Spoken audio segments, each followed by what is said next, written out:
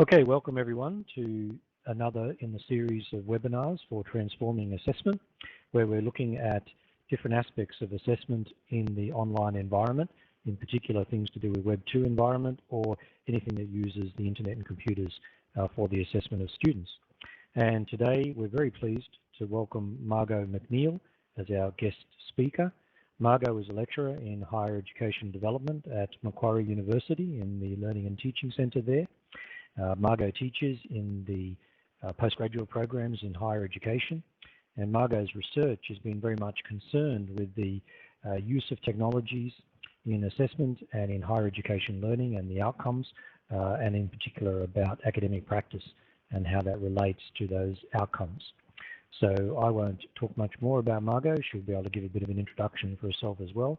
But Margot will be talking about assessment in Capstone courses. So I'll hand over to you now, Margot. Thanks very much, Jeff, and thanks everyone else for coming along. When I saw that these webinars were going to be on, I was really interested in the range of different presentations that Jeff was going to organise, because as he mentioned, this is really very much a topic that's close to my heart, the notion of transforming assessment and the potential for different technologies to do that. So a lot of my work here at our Learning and Teaching Centre is about that use of technologies, and in particular in relation to different assessment strategies. So I guess it was a little bit of a series of fortunate events that led me to this work on Capstone units. So I'll talk a little bit about that, but also that background of the types of context issues we had here at Macquarie that led to what we're doing with drones, and in general, the types of characteristics that are usually associated with Capstone units, and then go on to a couple of case studies that I discovered as part of my PhD work. So if everyone's okay with that as a rough plan, I was just saying to Jeff that we'll have little blocks of me talking through a couple of slides and then handing over to everyone to see if there are comments and to see if you have some similar issues happening at your place, for instance. So does that sound okay?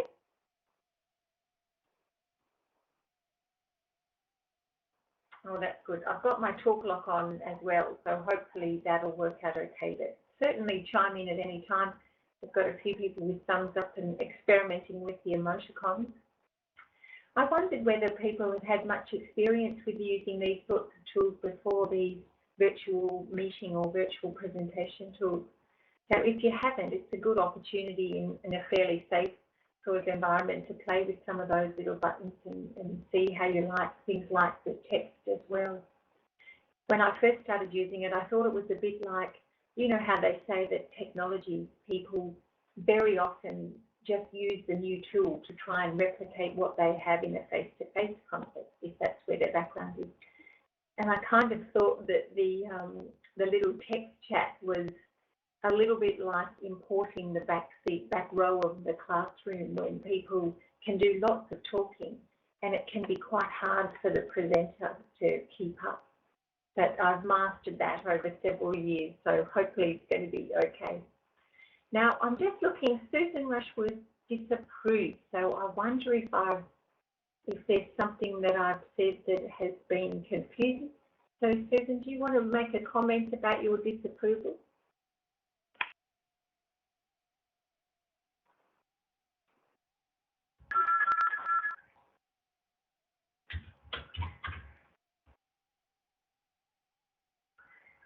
I'm not sure, maybe, what will we do, Matthew? Do you want to have a conversation about that echo? Or I better just press on, I think.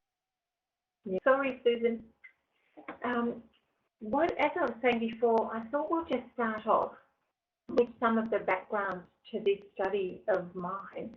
It was quite interesting because on the one hand, I'm in the final stages. I've just been analysing the data from the final stage of my PhD study, which is sort of into the nexus between technologies, and particularly social network tools, assessment and higher order learning. So I'd really I'd been looking at that for several years about academic practice and some of the barriers and some of the ways people were using these tools.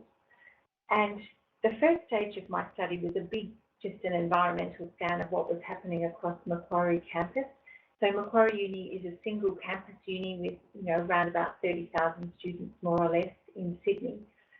And so I was interested in seeing what people were doing with their technologies for assessment in particular, but also how those uses linked with their curriculum designs. So I did an environmental scan, and then I selected 10 of those instances, those respondents, and developed different case studies. And 2 of the case studies happened just coincidentally, really, to be about capstone units. And so that really generated this interest that I had in finding out more about capstone units.